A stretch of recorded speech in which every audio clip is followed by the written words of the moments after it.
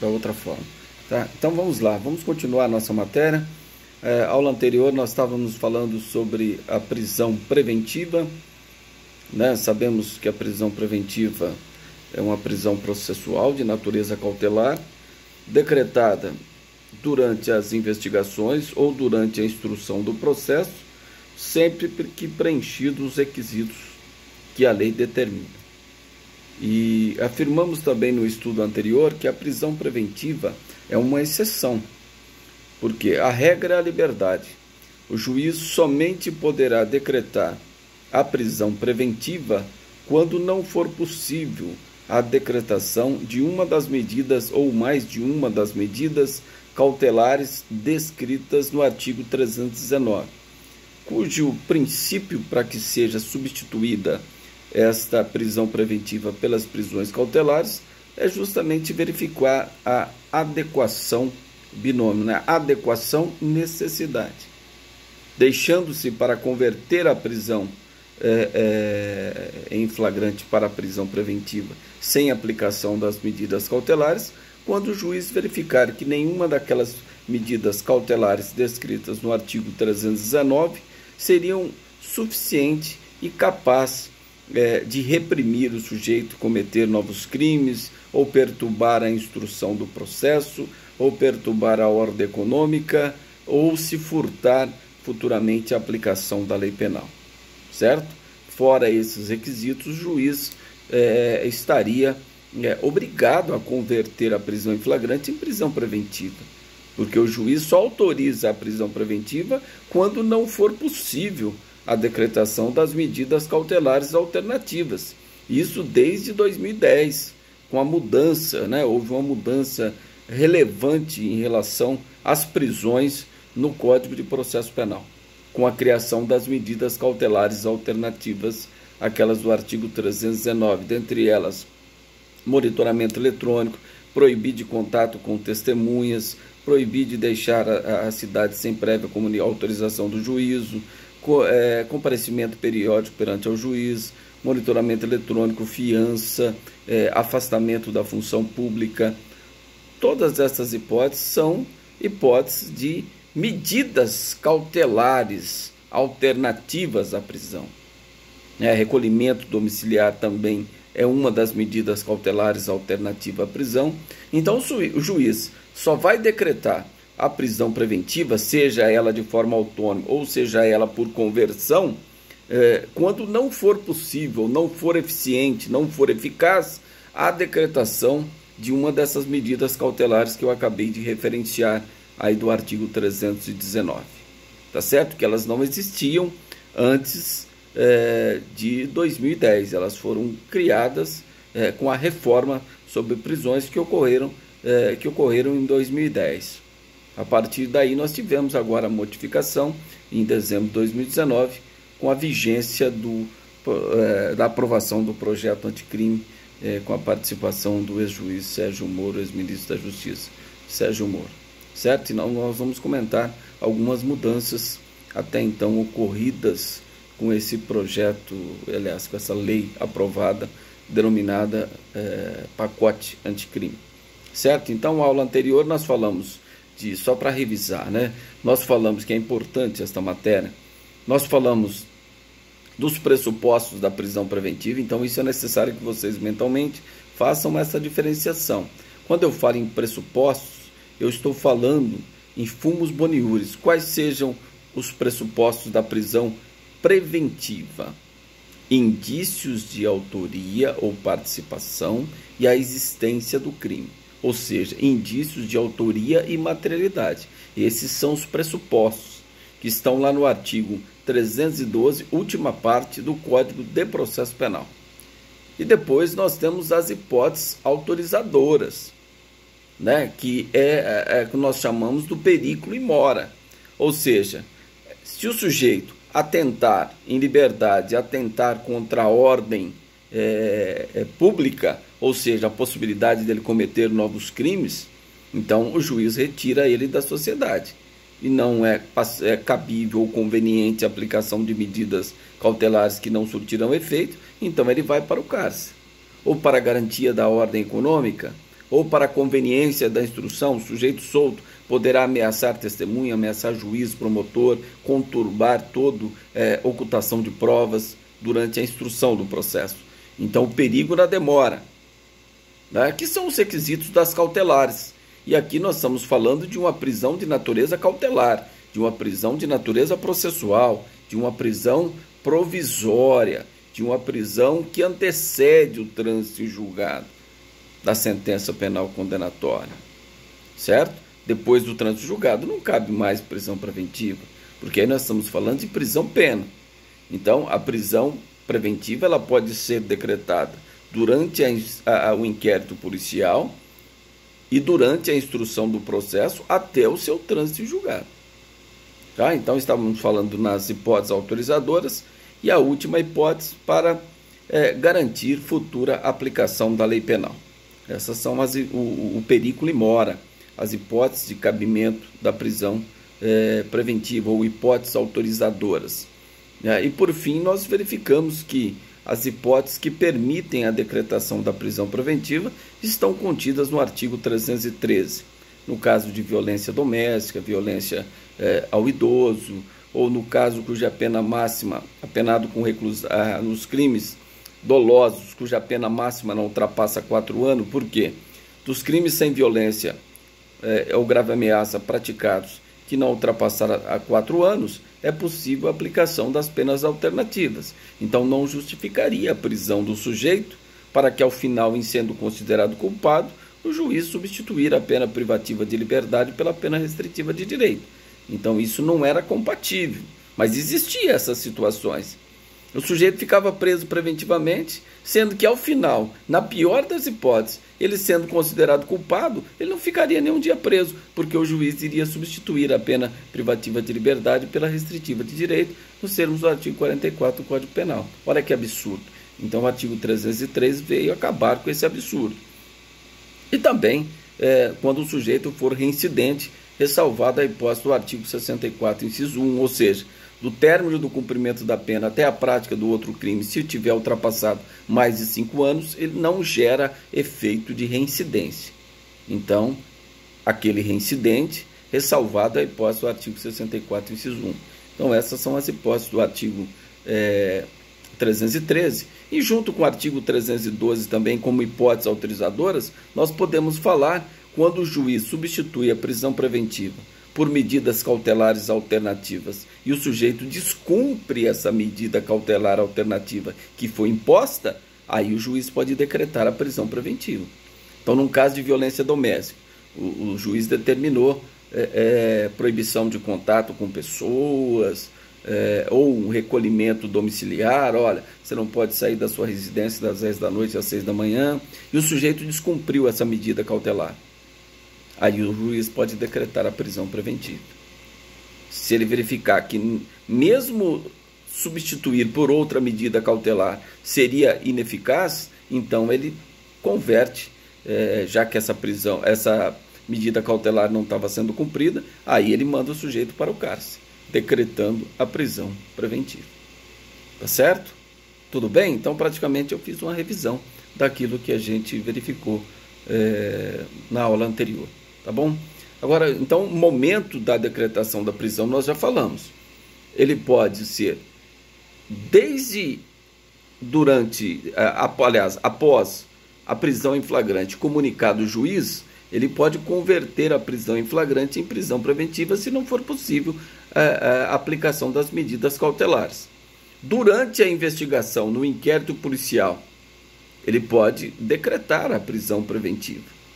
O juiz pode decretar a prisão preventiva, desde que ele seja provocado pela representação do delegado ou pelo requerimento do Ministério Público. E também durante a instrução do processo, mediante o requerimento do Ministério Público, certo? Ou também do assistente de acusação. Tudo bem? E até o trânsito julgado, não é só o juiz. Quando eu falo juiz, estou falando da autoridade judiciária. Pode ser que o juiz não decrete e o tribunal vai uma informação concreta nos autos do processo que encontra no tribunal e o tribunal verifica que é o caso de decretação de prisão preventiva. E aí ele pode decretar até o trânsito julgado. Não estamos falando daquela prisão de segundo grau, porque aquilo lá não era prisão preventiva, aquilo lá era uma prisão automática. O sujeito foi condenado em segundo grau, esgotaram os recursos ordinários de segundo grau, ele era preso automaticamente. Por quê? Entendia o Supremo Tribunal Federal, por maioria, que o sujeito, se fosse confirmada a condenação em segundo grau, poderia ser preso, que aconteceu com o ex-presidente Lula. Agora, o último entendimento do Supremo Tribunal Federal é que não, por maioria, não cabe prisão de decisão de segundo grau. Ou seja, se não tiver os requisitos da prisão preventiva, você pode percorrer todas as instâncias do Poder Judiciário em liberdade, aplicando-se o artigo 283 do Código de Processo Penal, ou seja, que ninguém será considerado culpado senão após o trânsito julgado da sentença penal condenatória. Esse é o teor do artigo 283, que o Supremo Tribunal Federal, por maioria, entendeu como sendo o mesmo constitucional, que ele está em acordo com a Constituição Federal, com o artigo 5º, que garante o princípio da inocência. Certo? Mas então o sujeito está em liberdade, foi mantida a condenação dele em segundo grau, ele não pode ser preso? Pode, preventivamente, não automaticamente, como sendo prisão de segundo grau, mas preventivamente a qualquer momento. Pode ser, o processo dele pode estar num recurso extraordinário lá no Supremo Tribunal Federal. Chega uma informação para o ministro que ele, tem informação concreta aqui, numa interceptação telefônica, que outra pessoa estava interceptada e acabaram pegando essa informação, que o fulano de tal falou que se for condenado ele vai deixar o país. Isso é uma informação concreta onde o Supremo Tribunal Federal, o relator do recurso extraordinário, pode decretar a prisão preventiva até mesmo antes de julgar o recurso extraordinário, ou seja, até mesmo antes do trânsito julgado. A qualquer momento pode-se decretar a prisão preventiva, desde que se tenha elementos concretos retirados de dentro do processo. Porque nós já comentamos que, por si só, o clamor social, a gravidade em abstrato do crime, não são elementos idôneos a alicerçar uma fundamentação técnica de prisão preventiva, de forma alguma. Não é o clamor social que exige, por isso o juiz vai decretar a prisão preventiva. De forma nenhuma. O juiz deve ser técnico, ele tem que ter dados concretos. De onde? Retirados do processo. Olha, o juiz fala, não, ele vai fugir. Peraí, mas com base em quê? O juiz acha que ele vai fugir se ele for condenado? Por isso que eu vou decretar a prisão preventiva como garantia da futura aplicação da lei penal? Para assegurar a aplicação da lei penal? Será que isso seria fundamento concreto ou fundamento abstrato? É lógico que nós estamos diante de um fundamento absolutamente abstrato, que não autoriza a decretação da prisão preventiva. O juiz tem que ter elementos concretos, alicerçar a sua fundamentação. E agora, com a lei anticrime aprovada, o próprio legislador, entendo que até mesmo em local, um local não ideal, ele procurou definir, olha, considera-se sem fundamento uma decisão interlocutória, sentença ou acordo. Nós vamos ler daqui a pouco. Ele acabou tratando disso aqui na prisão preventiva agora, nessa reforma do pacote anticrime. Ele podia ter falado isso lá no procedimento. Ele vai, considera-se sem fundamento a decisão que, daqui a pouco nós vamos fazer a leitura dessas hipóteses. Tá certo? Que faz emissão a um dispositivo sem adentrar no caso concreto. São várias hipóteses que considera-se uma decisão interlocutória, uma sentença ou um acórdão desprovido de fundamentação técnica. Porque a Constituição garante, no artigo 93, inciso 9 da Constituição Federal, que todas as decisões do Poder Judiciário devem ser fundamentadas sob pena de nulidade.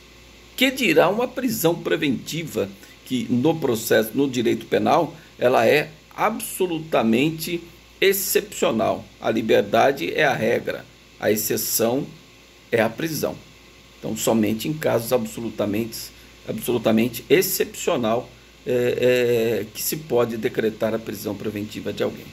Tá certo? Então, quem pode decretar? Somente a autoridade judiciária. E aqui é um ponto interessante que eu tenho para falar para vocês. Antes de 2010, o juiz poderia, de ofício, decretar a prisão preventiva durante um inquérito policial, ou durante a instrução do processo pelo poder de cautela, ele poderia decretar a prisão preventiva de ofício. Aí em 2010 veio a reforma, e a reforma dizia o seguinte, que estava vigência até entrar em vigência a lei anticrime que revogou esse dispositivo, a parte que eu vou explicar. Então o que dizia antes de dezembro de 2019? Olha, o juiz só pode decretar a prisão preventiva no curso da ação penal. Então, se no curso da instrução do processo o juiz perceber a existência de fatos e situações que caracterizam a possibilidade de decretar a prisão preventiva, ele poderia fazê-lo de ofício. No inquérito policial, ele não poderia decretar a prisão preventiva de ofício, só durante a instrução do processo. Mas nós temos que separar, né? Nós temos aí hoje o processo acusatório, né? Então, tem o órgão julgador, tem o órgão que acusa. São funções distintas, certo? Mas até então é isso que dizia o artigo 311 do Código de Processo Penal antes da reforma. Agora, com a reforma da lei anticrime, o juiz não pode mais, seja durante o inquérito policial, seja durante a ação penal, a instrução do processo, ele não pode decretar a prisão preventiva de ofício mais. Ele só pode decretar mediante requerimento do Ministério Público e representação da autoridade policial. Quem pode ler? Alguém tem condição de ler o artigo 311 aí, de acordo com a reforma de 2019? A lei é 13.464, não me lembro o número da lei, a lei nova, 2019. Quem localiza aí o artigo pode ler. Eu até tinha separado o mesmo aqui para a gente adiantar nas leituras. Não, só se você tiver com o código ou no computador, só ir no artigo 311 direto, que já tá com a reforma. Se for no computador, já sai com a reforma.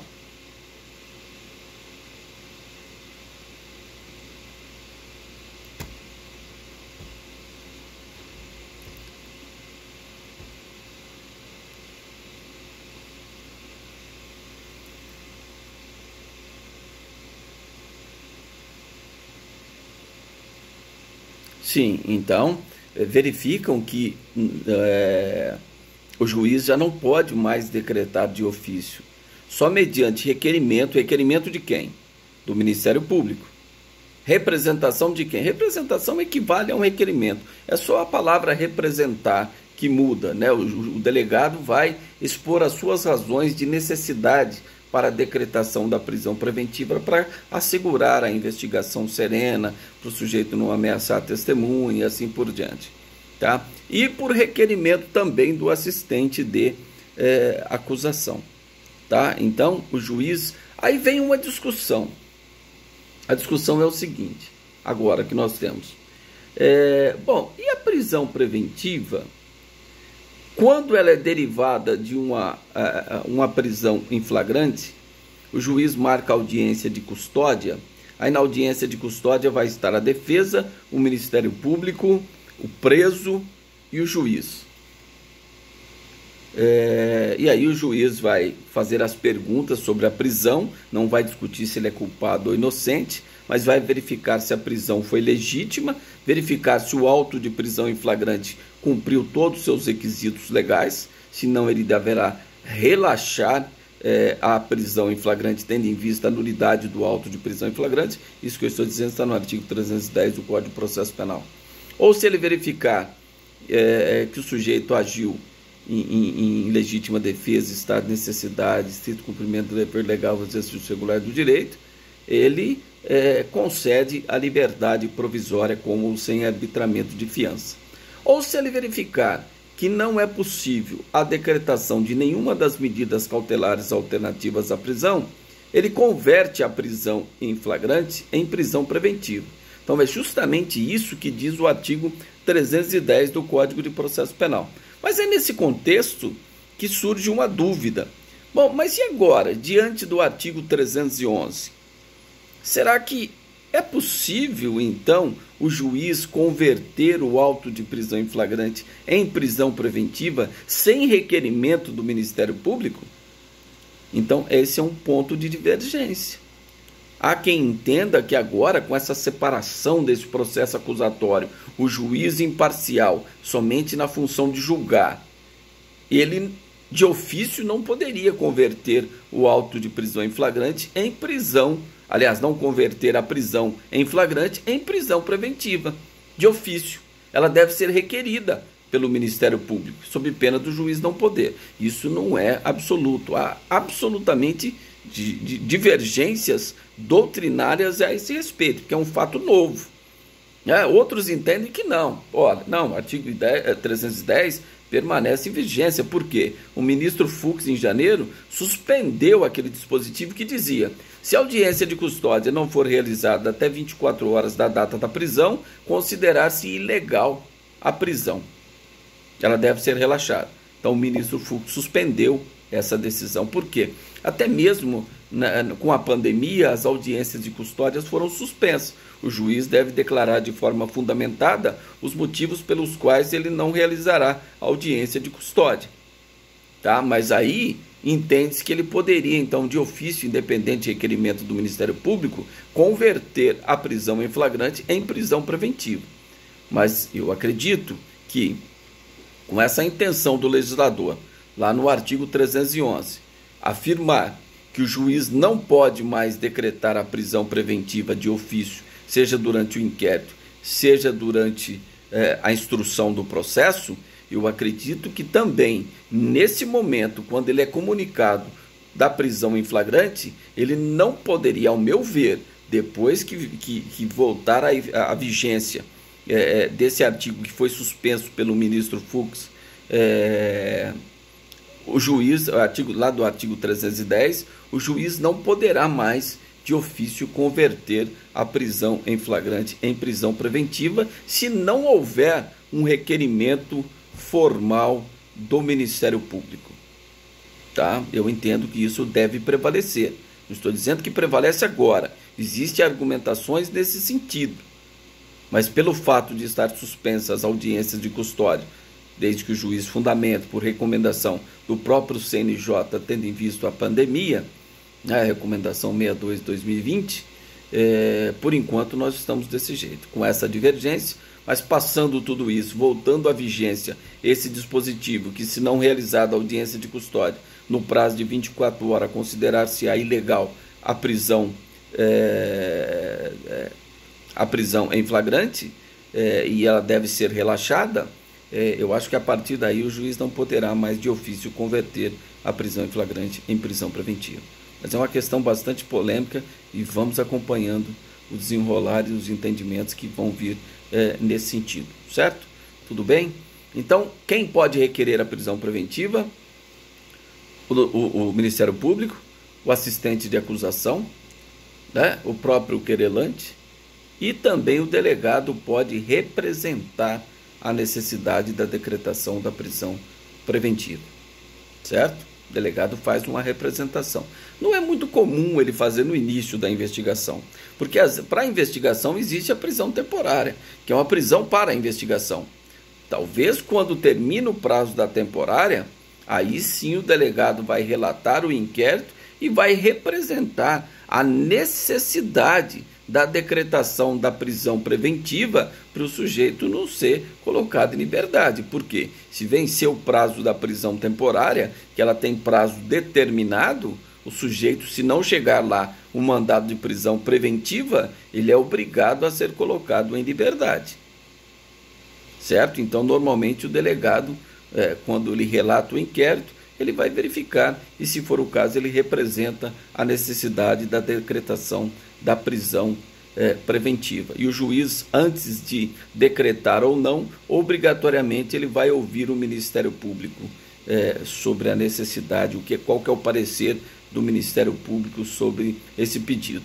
E aí o Ministério Público normalmente oferece denúncia e concorda ou discorda com o delegado de polícia se é o caso de decretação ou não de prisão preventiva. Certo? Porque se for o caso, ele concorda com o delegado. Então tem a representação do delegado e tem o requerimento do Ministério Público juntamente com o oferecimento da denúncia, concordando com o delegado e dizendo que é o caso de decretação de prisão preventiva. O juiz, de forma fundamentada, poderá decretar ou não a prisão preventiva. Certo?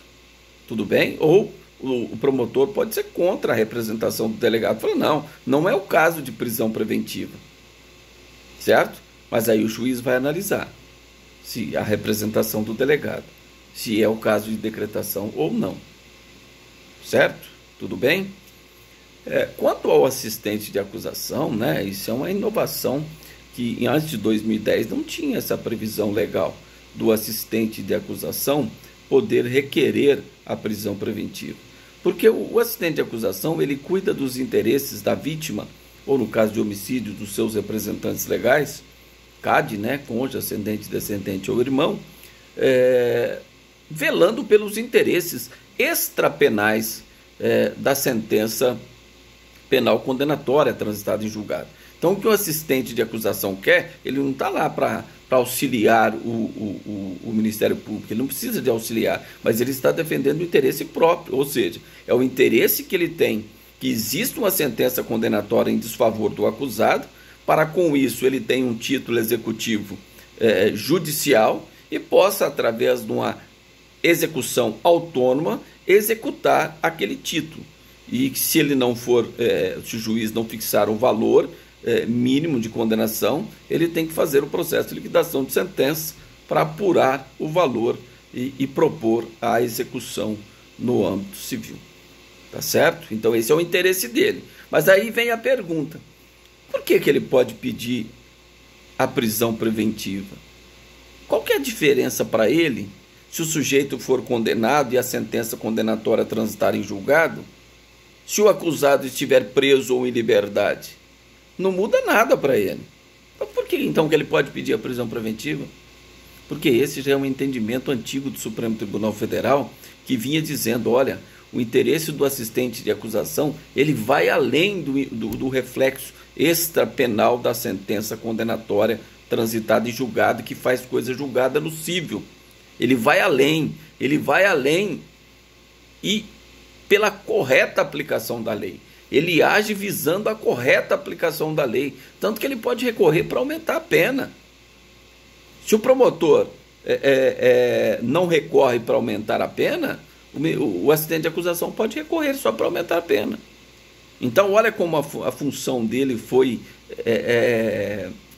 aumentaram-se as funções do assistente de acusação. Ele pode recorrer para aumentar a pena, ele pode requerer a prisão preventiva, visando o quê? A correta aplicação da lei. Então o interesse dele vai além só que exista uma sentença condenatória transitada em julgado que faz coisa julgada no cível, mas ele age para que seja corretamente aplicada a lei ao caso concreto. Certo? Depois nós vamos falar mais sobre isso, de assistente de acusação, no estudo de sujeitos processuais. Aí nós vamos falar de juiz, promotor, defensor, acusado, assistente de acusação. Tá bom? Então nós falamos quem pode decretar, somente a autoridade judiciária. Explicamos esses casos, né, que ela não pode mais de ofício. Falei da questão polêmica no caso de conversão da prisão em flagrante em prisão preventiva, essa discussão. E falei quem pode, entre aspas, requerer. Então, o assistente de acusação, o Ministério Público, o querelante e o delegado representa o pedido de prisão preventiva. Tá certo? Tudo bem? Agora vamos numa questão polêmica em relação ao prazo da prisão preventiva. Será que a prisão preventiva tem prazo? Bom, prazo, nós poderíamos a princípio dizer o seguinte: qual que é o prazo da prisão preventiva? Bom, ela deve perdurar enquanto perdurarem os motivos que autorizaram a sua decretação.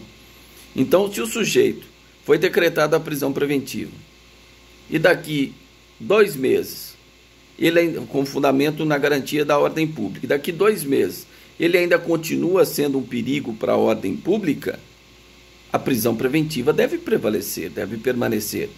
Daqui 4 meses ele continua sendo um perigo para a ordem pública, ele tem que continuar preso preventivamente. Então, qual que é o prazo?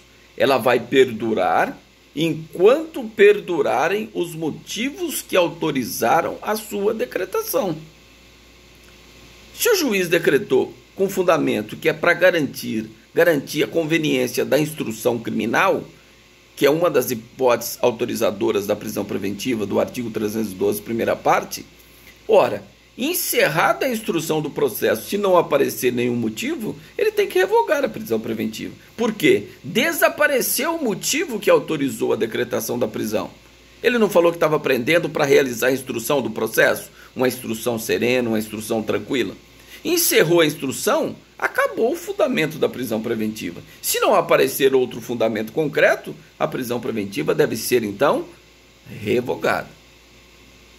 Então, ela permanece enquanto permanecerem os motivos que autorizaram a sua decretação. Desapareceram os motivos, ela deve ser revogada sob pena de estar sendo uma execução sumária da pena, uma prisão absolutamente ilegal e arbitrária.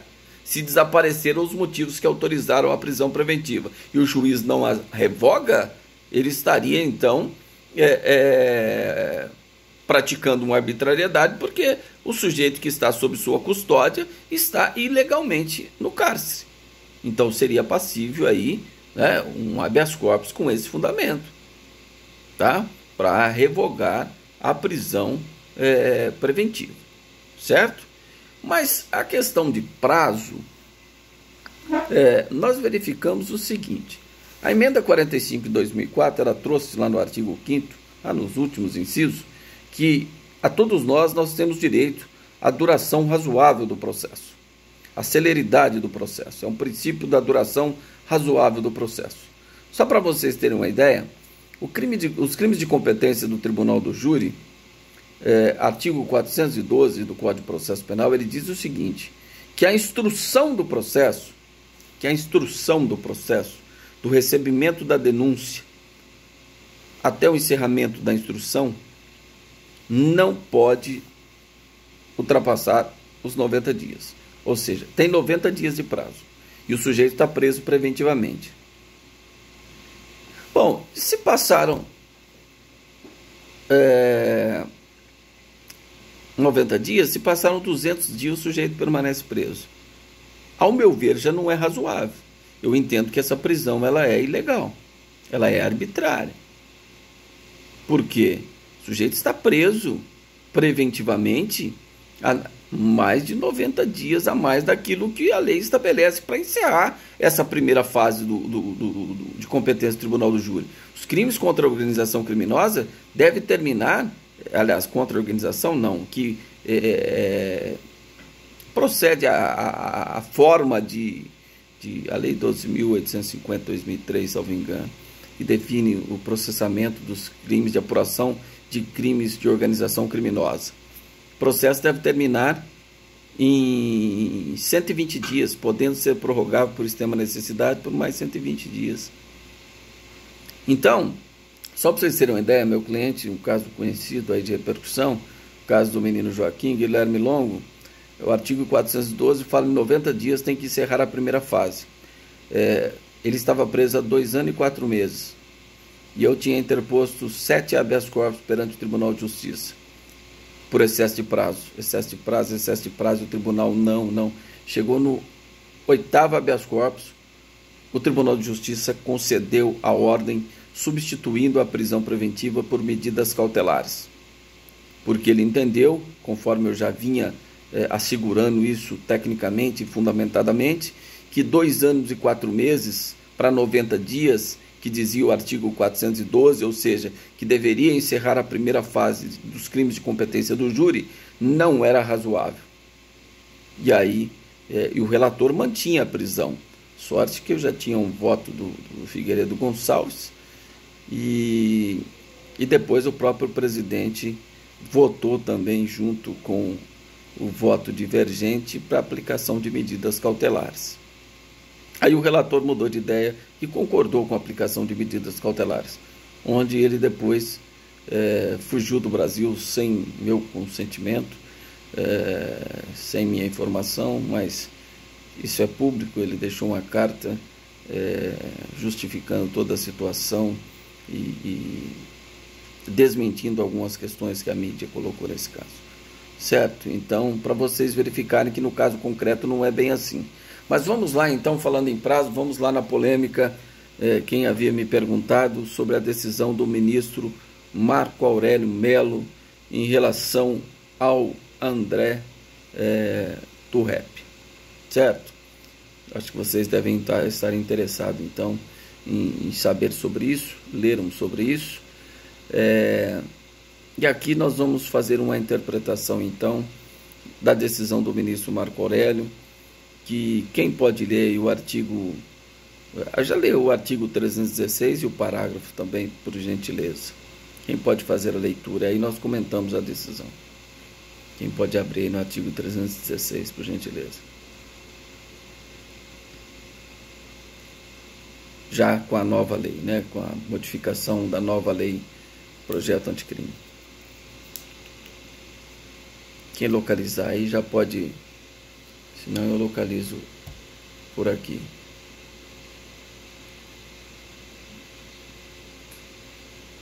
(316) 316 e o parágrafo depois.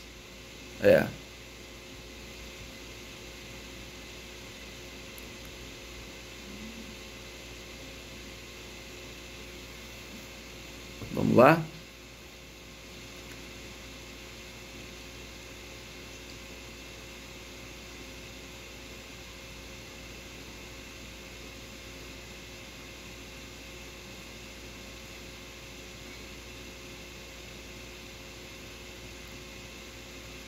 Então, é isso que nós falamos. Qual que é o prazo da prisão preventiva? Se desapareceram os motivos que autorizaram a sua decretação, ela deve ser revogada. Depois ela pode ser redecretada? Pode. Quando? Se novamente aparecerem outros motivos que autorizem a sua decretação. Ela pode ser decretada novamente. Mas se desapareceram os motivos, ela deve ser revogada, sob pena de caracterizar o constrangimento ilegal. A prisão está ilegal, o sujeito está cumprindo uma pena antecipadamente, porque a lei não autoriza que ele permaneça ao cárcere quando desaparecem os requisitos autorizadores da prisão preventiva. Tá certo? Mas o que interessa para a gente na decisão do ministro Marco Aurélio é o parágrafo único do artigo 316. Pode fazer a leitura, por gentileza.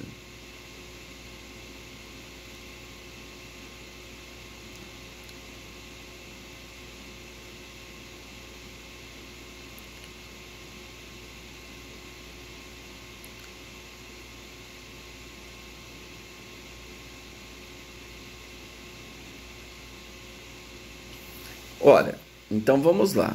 Aqui que está a polêmica. Chegou um habeas corpus para o ministro Marco Aurélio que o sujeito já estava preso há mais de 100 dias, bem mais de 100 dias, não sei precisar quando, e o juiz não tinha cumprido o parágrafo único do artigo 316. Porque o juiz poderia ter dito o seguinte: olha, conforme determina o parágrafo único do artigo 316, reanalisando o caso concreto, verifico em relação ao André do Rep aqui que permanecem os requisitos que autorizaram a prisão preventiva, motivo pelo qual eu mantenho a prisão preventiva decretada, né, usando como razão de decidir os fundamentos apresentados na decisão anterior, porque os fatos ainda permanecem. As hipóteses autorizadoras da prisão preventiva concretamente ainda permanecem. Bastava que o juiz ter feito essa forma, mas o juiz do processo não fez. E qual que é a consequência que a lei determina quando o juiz não faz isso no prazo de 90 dias? Sob pena da prisão tornar-se ilegal. Então o ministro Marco Aurélio recebeu um habeas corpus, ele, olha, o juiz teria que fundamentar a necessidade aqui no prazo de 90 dias, reavaliar se é caso de cabimento da prisão preventiva ainda ou não. O juiz deve reavaliar. E se ele não reavaliar, qual é a consequência que o legislador impõe? A prisão tornar-se-á ilegal. E qual que é a consequência da prisão ilegal? O que a autoridade tem nos termos do artigo 5º, inciso 61? A prisão ilegal será imediatamente relaxada pela autoridade judiciária competente. Então, nesse caso, o que o ministro Marco Aurélio fez? Cumprindo a lei, determinou a revogação da prisão preventiva. Porque ele, como autoridade coatora, diz a Constituição, aliás, ele como autoridade judiciária competente, diz a Constituição, a autoridade judiciária competente deverá relaxar imediatamente a prisão ilegal. E nesse caso, como o juiz não tinha fundamentado, reavaliado a prisão preventiva em 90 dias, a prisão estava ilegal. Portanto, o ministro Marco Aurélio concedeu um habeas corpus de uma prisão ilegal.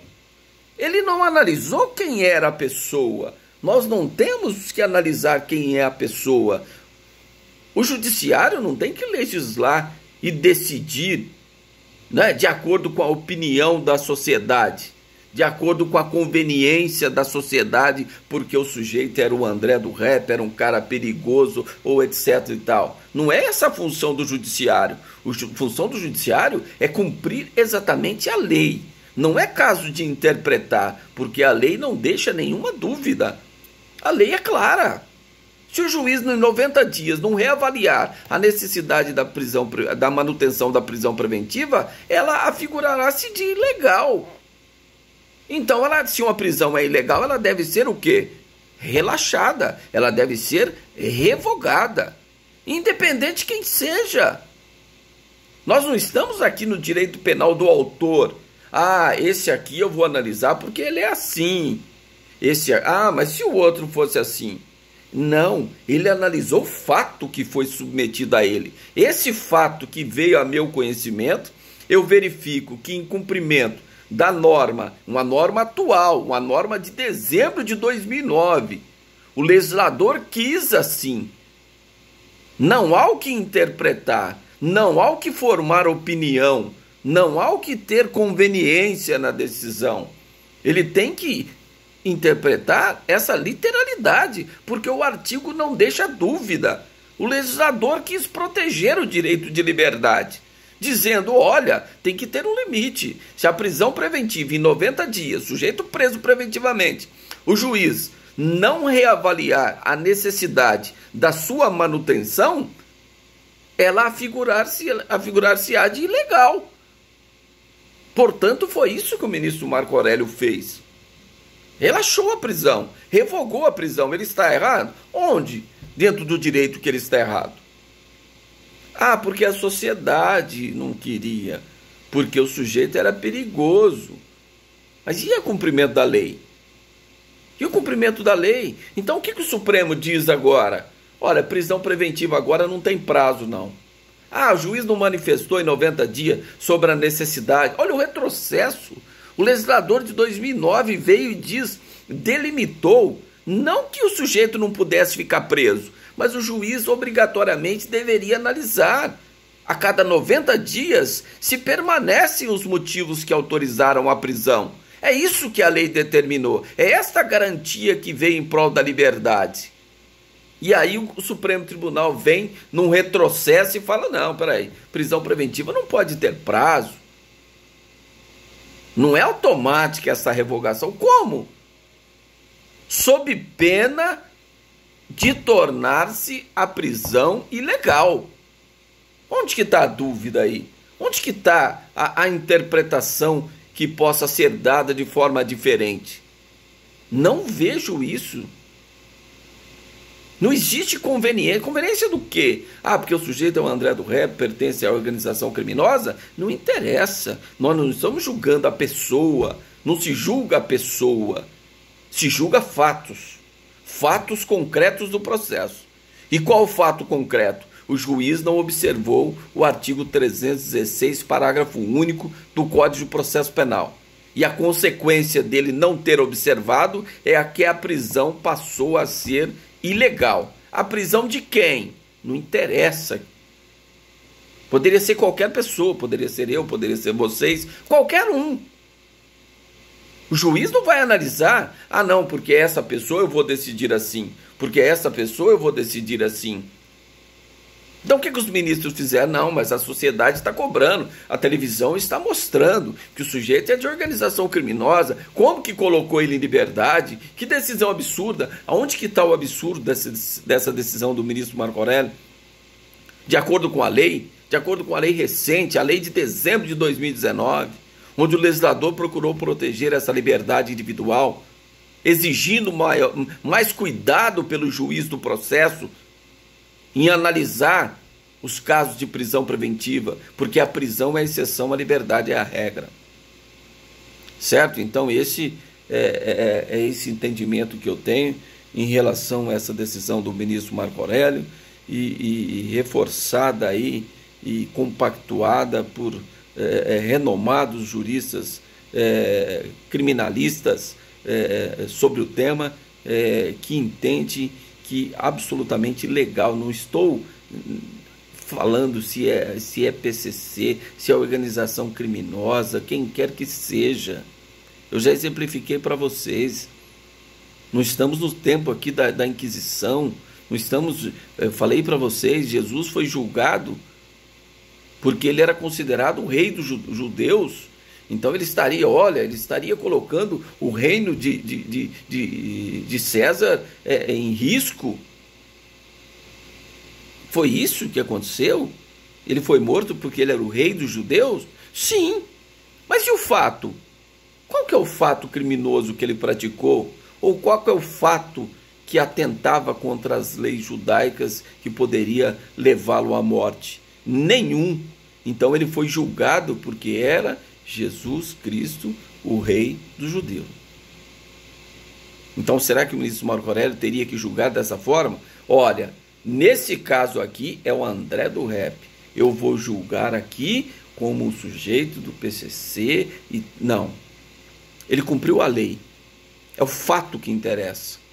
Ele cumpriu o que determina a lei. Ah, mas se tivesse uma dúvida na interpretação da lei, aí tudo bem. Mas não existia, não é porque é minha opinião, não é a sua opinião, não é a conveniência, é observar o que diz a lei, a letra da lei. É para isso que serve o judiciário, para interpretar a lei.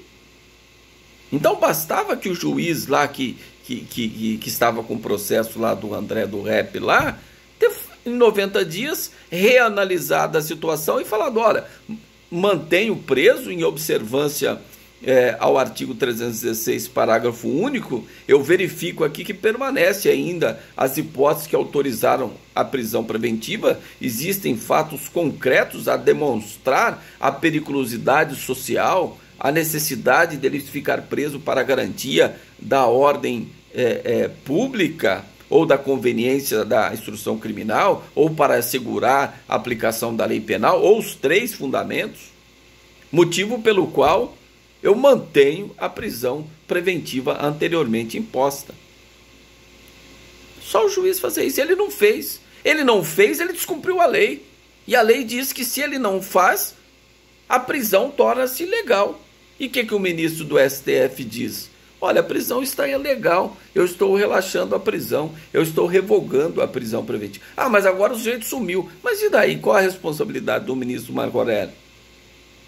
Qual que é a responsabilidade do ministro Marco Aurélio? A culpa é de quem? Se tem um culpado, foi o juiz que deixou a prisão tornar-se ilegal. O ministro Marco Aurélio reparou uma ilegalidade, independente da pessoa. Ele aplicou a lei, só isso. E é o que nós devemos fazer, aplicar a lei. Tá certo? Tudo bem? Então, sobre revogação da prisão preventiva, né? Ela pode ser redecretada? Pode. Ela foi revogada. O sujeito está em liberdade. Pode ser preso de novo preventivamente? Ela pode ser redecretada? Pode. Quando? Quando aparecerem os motivos que autorizam a prisão preventiva. Então, no processo, o sujeito pode ser preso preventivamente, ela é revogada, depois ela é redecretada de novo, ele é preso novamente, não tem problema. Quantas vezes foi isso acontecer? Desaparecer os motivos, ela tem que ser revogada, sob pena de considerar-se ilegal. E agora, a cada 90 dias, a autoridade judiciária competente deve manifestar se persistem os motivos que autorizaram a decretação da prisão preventiva ou se esses motivos desapareceram. Tá certo?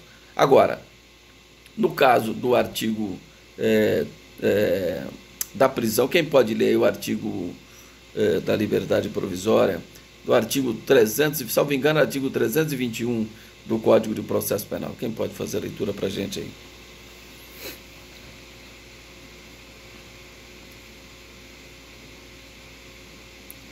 (artigo 321 do Código de Processo Penal).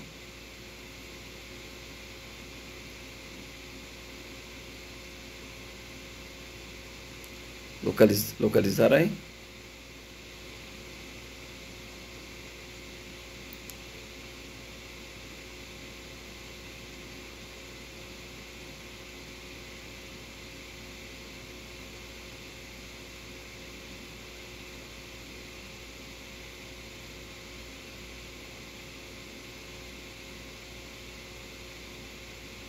Certo? Então, está aí o artigo 321. Então, ausentes os requisitos da prisão preventiva, o juiz deverá conceder a liberdade provisória, vinculado ou não às medidas cautelares do artigo 319.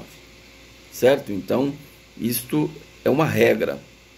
As medidas cautelares foram criadas para serem utilizadas. Qual é o binômio aí? Necessidade, adequação. O juiz deve verificar a necessidade, a eficácia, ou seja, a adequação daquela medida. Tá certo? Para que, se ele verificar que nenhuma daquelas medidas vão surtir efeito naquele caso concreto, aí ele decreta a prisão preventiva devidamente fundamentada. Tá certo? Tudo bem, pessoal? Quem tem uma pergunta, ainda tem mais alguns assuntos aí para a gente terminar, mas nós terminamos na aula da manhã, já engrenamos um outro assunto aí amanhã. Alguém tem alguma pergunta, alguma dúvida? Porque fora esse tempo aí, normalmente já vai dar 1 hora, eu acho que fica difícil aí para vocês gravarem alguma coisa e para a gente também aqui. Alguém tem alguma pergunta até aí sobre prisão preventiva? Não discordo de vocês, quem tem posição diferente, não. Essa é a minha interpretação da decisão do ministro Marco Aurélio. Agora, vocês são operadores do direito, vocês não são só sociedade. Porque, enquanto sociedade, vocês poderiam dizer: olha, não, mas o sujeito é do PCC, o sujeito é perigoso, o sujeito faz mal para a sociedade. Mas nós somos operadores do direito. Nós temos que interpretar primeiro a lei e cumprir a lei. A função do judiciário é essa, né? Cumprir as leis, certo? Então, quem tiver posicionamento diferente, eu respeito, né? Mas nesse ponto aí, nesse aspecto, sobre a decisão do ministro Marco Aurélio, no caso concreto, eu sou absolutamente em acordo com a decisão que foi proferida, independentemente de seja André do Rep ou quem quer que seja, né? Bandido tem que pagar porque ele fez. Só que o juiz também não pode errar. Se errou, a consequência é a prisão tá ilegal. Quem quer que seja, não importa, deve ser colocado em liberdade. Tá? Alguém tem alguma pergunta, alguma dúvida para fazer sobre prisão preventiva? Alguém tem alguma pergunta? Se tiver, eu estou aqui à disposição. Tranquilo? Bom, sei que eu falo bem rápido, né? Talvez tenha uma dificuldade de acompanhar, mas a gente faz as referências aos artigos e depois estarei disponibilizando essa aula também para vocês. Quem quiser ir lá no YouTube, vai lá e assiste, a aula está lá. Tá bom? Então, tenham todos uma boa noite e amanhã estaremos de volta com mais matéria de processo penal. Então, todos uma boa noite. Muito obrigado a todos que ficaram até o final da aula. Tá bom? Boa noite.